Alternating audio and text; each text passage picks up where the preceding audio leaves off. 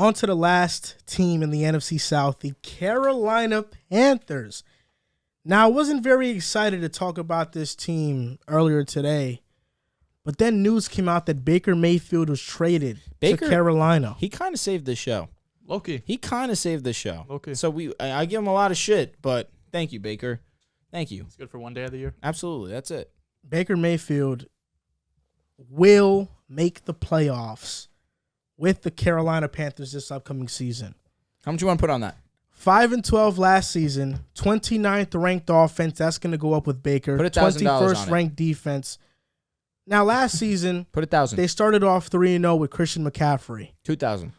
Sam Darnold had easy reads, easy progressions. CMC gets hurt. I'll put 10K. And now Sam Darnold regresses back to what he's always been. One of the worst quarterbacks in the NFL. Go get naked on the show. 9 touchdowns, 13 picks. Cam Newton comes in, 4 touchdowns, 5 picks, went 0-5 as a starter. P.J. Walker, 1 touchdown, 3 interceptions. The Panthers, for the last 2-3 seasons, have had some of the worst quarterback play in the NFL.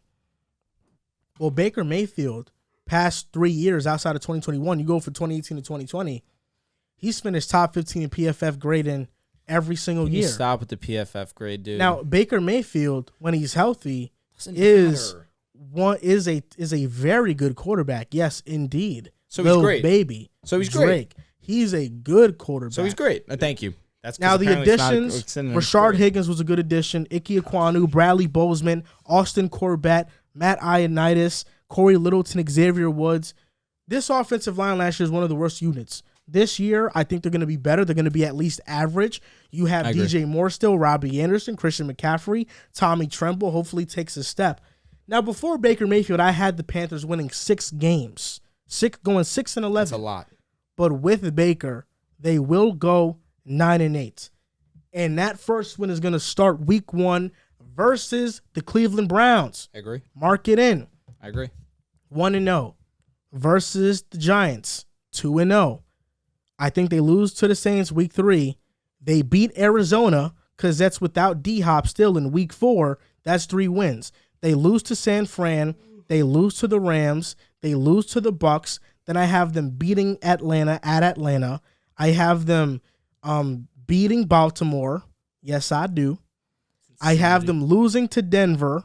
I have them beating Seattle. I have them beating Pittsburgh. I have them beating Detroit. And I have them losing to Tampa Bay and beating the Saints week 18. Interesting. For a record of 9-8. Interesting spiel you just went on. Yes, Baker Mayfield comes to the Panthers team, and their offense gets a little bit of life.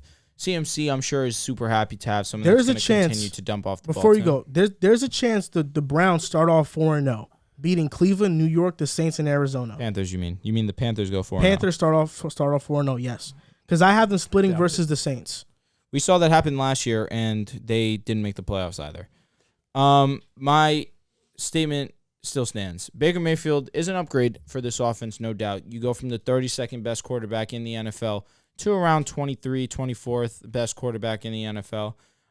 Baker Mayfield's going to benefit DJ Moore slightly. He's going to benefit CMC more than DJ Moore, in my opinion, given the fact that he's just going to continue to see him out of the backfield.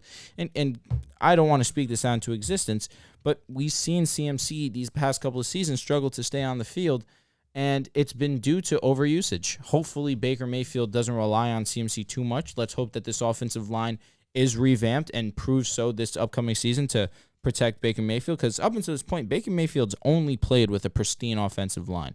This is the first time we're coming in. It's not fully stamped that he's going to be behind a really strong line. And again, you have that safety, and that is Christian McCaffrey, but you don't want to overuse him.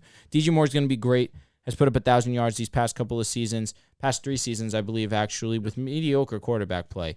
And it's going to continue. Baker Mayfield is, if anything, slightly above mediocre, but he will continue to thrive because DJ Moore is a top 15 receiver. When it comes to the defensive side of the ball, I do have my worries. Dante Jackson's not the greatest. Obviously, Dante Jackson, you think so? Solid. Yeah, he was mid in coverage. Solid. He was mid in coverage. He had like a 66 grade in PFF. He's all right. I thought PFF didn't matter. When it comes to quarterbacks, absolutely not. They're actually the best when it comes. That's their best position. I disagree. Defensive, offensive line, and quarterbacks. That's what PFF. What do you mean by best position though? Like that's what they're the best at grading those positions. That's objective. Shaq Thompson solid in coverage. No doubt about that. Damian Wilson mid. Corey Littleton solid pickup for them. Derek Brown underwhelming. He needs to step up this upcoming season. Brian Burns, great talent. This defense does concern me. J.C. Horn, he needs to come out this season and show why he was a top 10 pick. He was J.C. great Horn when he was fantastic last season before he got hurt. Just hoping to see him get back on track this upcoming season and be that lockdown corner because this is interesting. They took J.C. Horn, and I do believe J.C. Horn was the correct selection, right? But let's live in a world where Justin Fields is now their quarterback. Now they don't have to make this trade. Justin Fields is now paired up with Christian McCaffrey, DJ Moore, Robbie Anderson, a solid offensive line that he definitely does not have over in Chicago.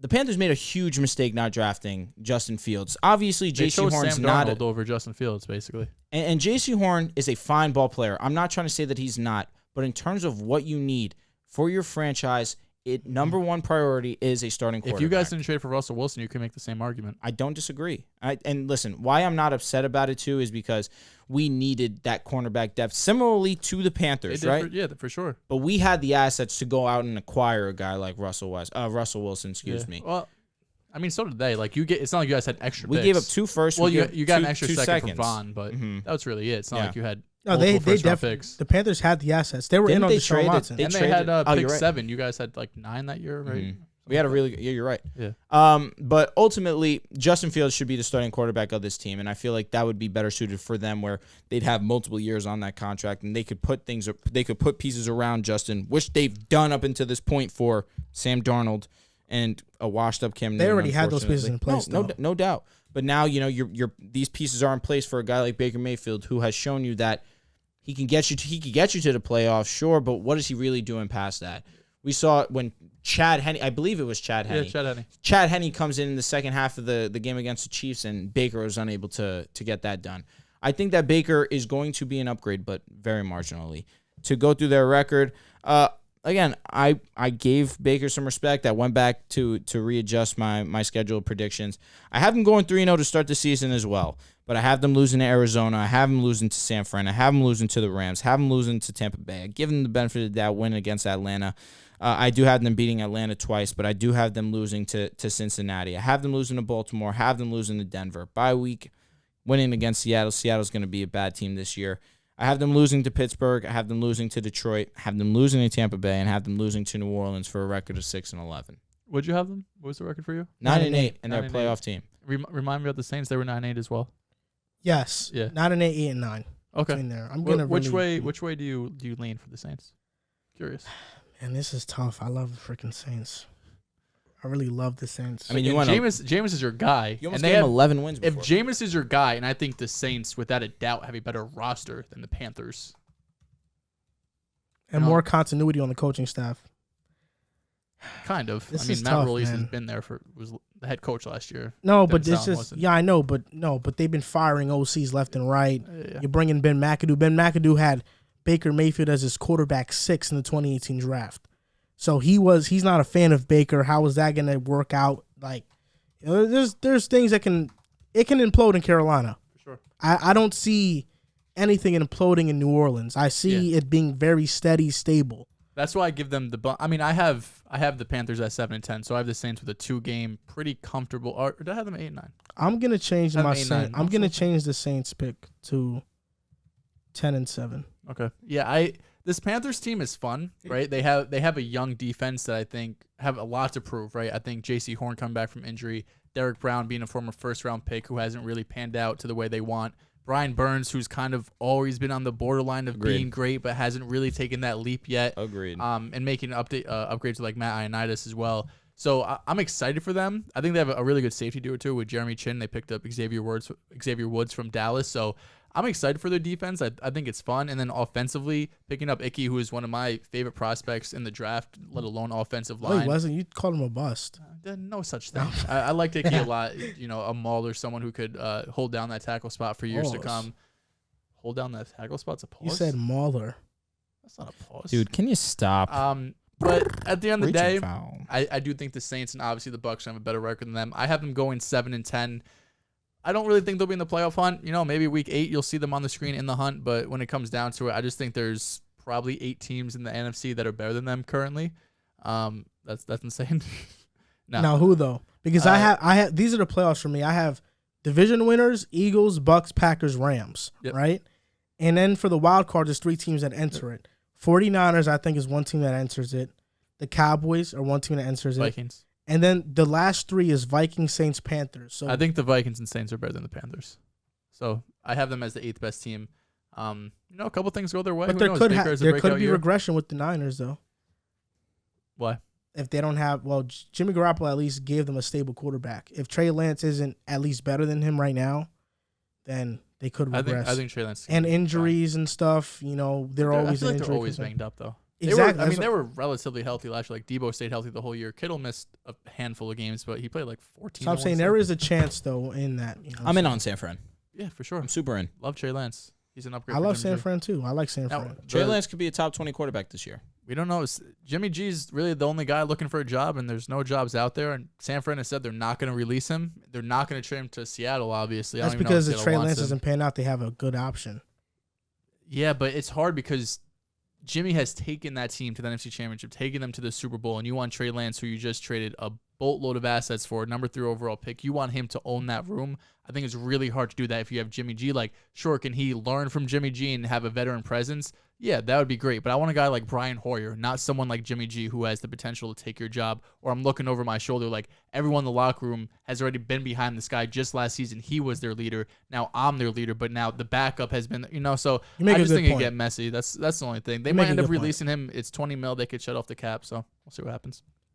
To recap the NFC South, these are our NFC South predictions for the 2022 NFL season. I have the Buccaneers at 14-3, the Saints at 10-7, the Panthers at 9-8, and the Falcons at 3-14. I got the Bucks going 12-5, the Saints at 9-8, Panthers at 7-10, Falcons 3-14, fighting for the number 1 pick. Ooh, I said the exact same thing. I have the Bucks winning the division at 13-4. I have the Saints coming in second due to a tough schedule. I do believe that they'll miss the playoffs at 7-10. The Baker addition doesn't move me much, so I do have Carolina going 6-11, finishing in 3rd place. And lastly, I do have the Falcons fighting for the number 1 overall pick, coming with a record of 2-15.